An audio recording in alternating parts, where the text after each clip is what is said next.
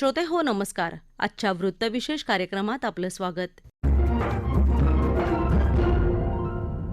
जलशक्ती मंत्रालय हे भारत सरकारच्या प्रमुख मंत्रालयांपैकी एक म्हणून ओळखलं जातं.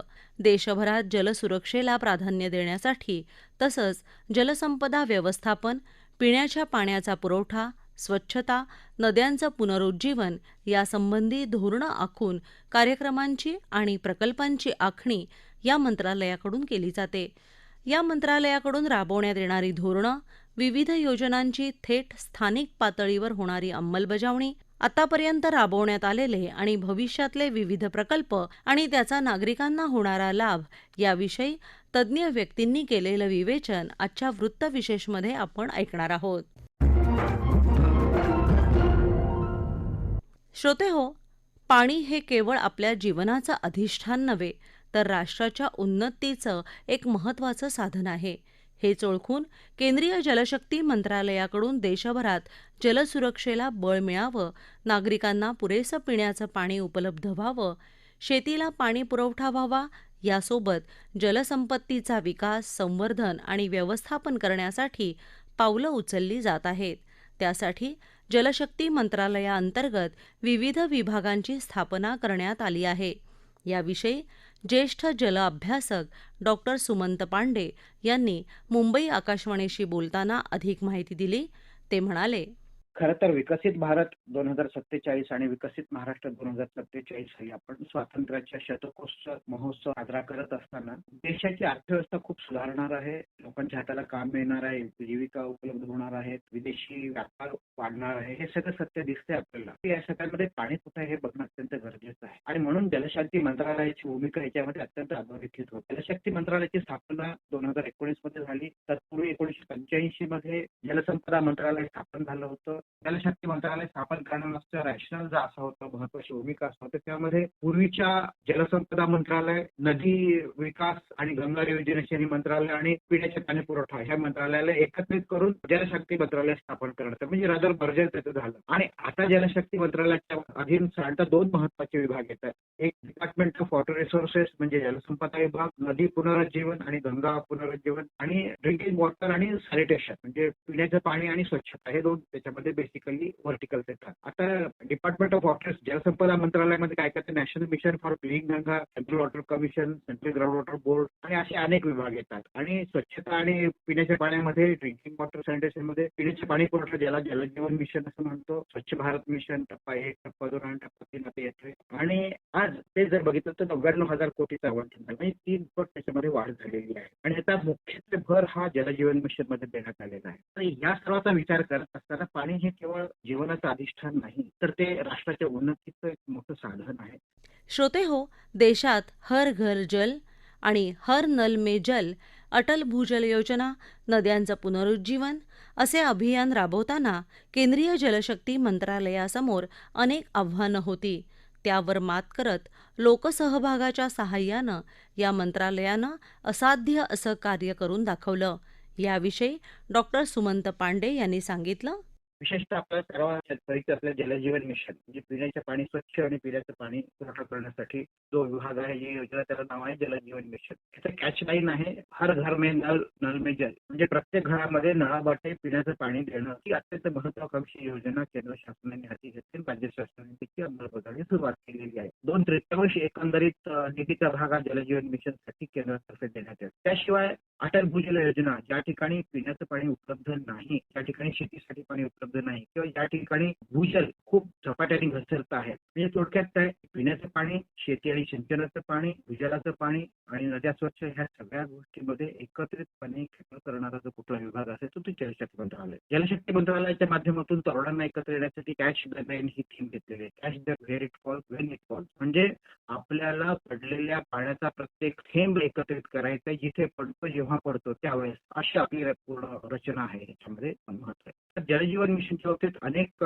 यशोगाथा आहेत की त्या लोकांना अनेक वर्षापासून पाणी मिळालेलं नव्हतं, नळाचं पाणी मिळालेलं आहे. तथापि सर्वच काही उत्कृष्ट अशी बाब नाही. काही काही ठिकाणी अत्यंत चॅलेंज देखील आहेत. डोंगरदऱ्याच्या भागामध्ये, विशेषतः सातपुडाच्या रांगांमध्ये, मेळघाटाच्या पर्वतरांगांमध्ये, सह्याद्रीच्या पर्वतरांगांमध्ये अनेक ठिकाणी पाण्याची आजही चणचण आहे. पाण्याचे स्रोत आणि तिथे राहणारी वस्ती याच्यामध्ये अंतर आहे. अशा ठिकाणी जलजीवन मिशन ही चॅलेंज आहे. तर यासाठी शासकीय विभाग प्रयत्न नक्कीच करतो आहे. दुसरा एक महत्वाचा ह्याच्यामधलं जलशक्ती मंत्रालयाच्या बाबतीमध्ये की नदी पुनरुज्जीवनाच्या बाबतीमध्ये अत्यंत महत्वाचं आहे. यामध्ये नद्यांमध्ये स्वच्छ पाणीच वाहिलं पाहिजे, प्रदूषित पाणी यायला नको, या सगळ्या गोष्टी अध्यारूत आहेत. तथापि केवळ शासनाने धोरण आखून आणि शासनाने योजना करून आणि शासनाने त्यासाठी निधी उपलब्ध करून अशा गोष्टी शक्य होणार नाहीत, हे स्पष्ट आपल्याला लक्षात घ्यावं लागणार आहे. त्यासाठी आपलाही लोकसभा अत्यंत आवश्यक आहे. यामध्ये माझं प्रतिपादन असं आहे की प्रत्येक व्यक्तीचा ह्याच्यात सहभाग असायला हवा आणि स्थानिक स्वराज्य संस्थांचा सहभाग असायला पाहिजे. स्थानिक स्वराज्य संस्था या ठिकाणी माझं म्हणणं असं अधोरेखित होतं या ठिकाणी की ग्रामपंचायत, नगरपंचायत, पंचायत समिती, जिल्हा परिषद ह्या येतात. त्यानंतर नागरी स्थानिक स्वराज्य संस्थांमध्ये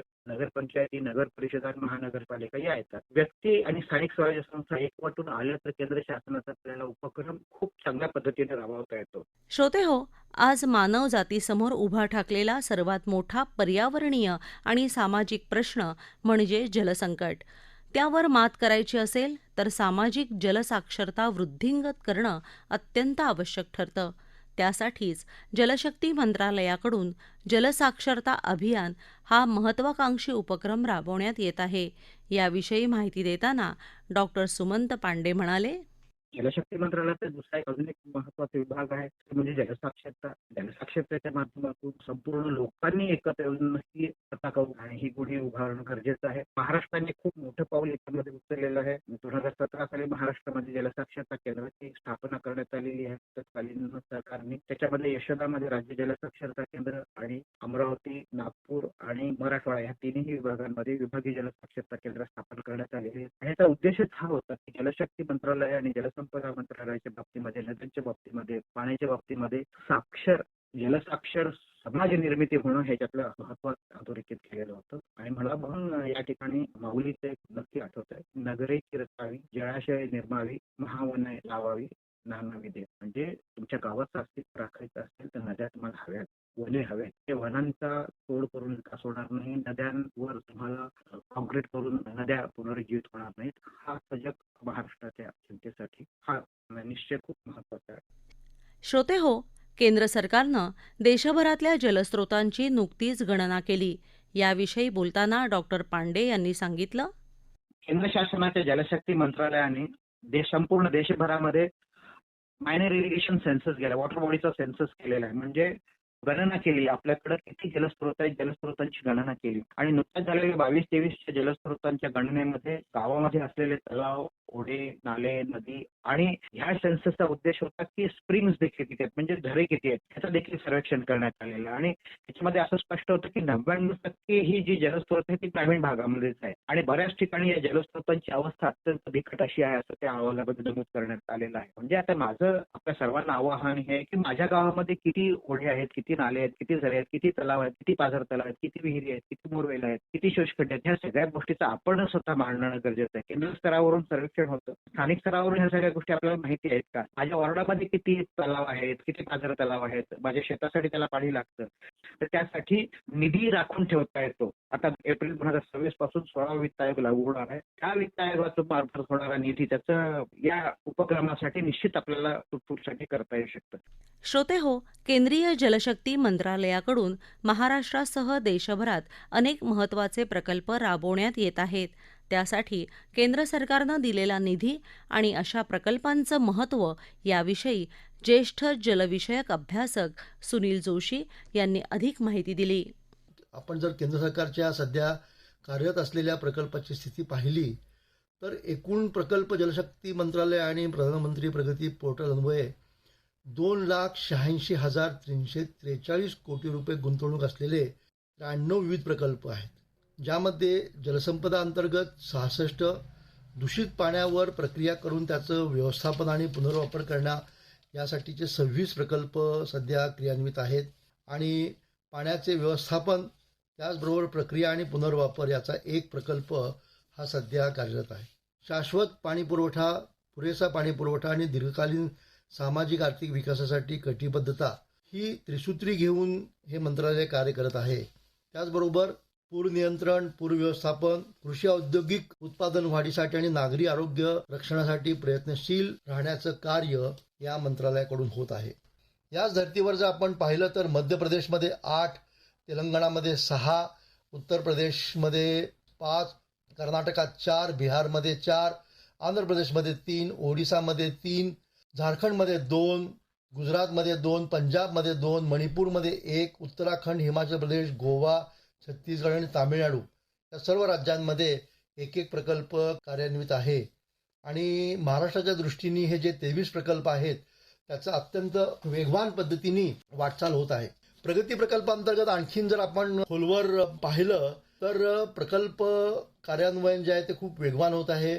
महाराष्ट्रामध्ये बेंबळा जलसंपदा प्रकल्प आहे, ज्यामध्ये 2,685 कोटी रुपयाचं एकूण गुंतवणूक आहे आणि ज्याच्यासाठी मंजुरी मिळालेली आहे. त्याच्यामध्ये 100% प्रगती दर्शवली जात आहे. त्याचबरोबर ओरिसामध्ये 7,023 कोटी रुपये लोअर पेदी प्रोजेक्ट म्हणून जो आहे त्याच्यामध्ये 1,481 कोटी रुपये, आनंदपूर बराज प्रकल्पामध्ये 2,990 कोटी रुपये, नॉर्थ कोयल रिझर्वायर प्रकल्पामध्ये 2,431 कोटी रुपये ही विविध प्रदेशामधील हे प्रकल्प आहेत. त्याचबरोबर गोसीखुर्दमध्ये जो महाराष्ट्रातला अत्यंत महत्त्वाचा प्रकल्प आहे त्यात 12,770 कोटी रुपयाचं प्रकल्पामध्ये मंजुरी मिळालेली आहे. श्रोते हो, जलसुरक्षेला प्राधान्य देतानाच जलशक्ती मंत्रालयानं शाश्वत जलव्यवस्थापन आणि स्वच्छता मिशन योजनेला प्राधान्य दिल्याचं दिसतं. याविषयी बोलताना सुनील जोशी यांनी सांगितलं.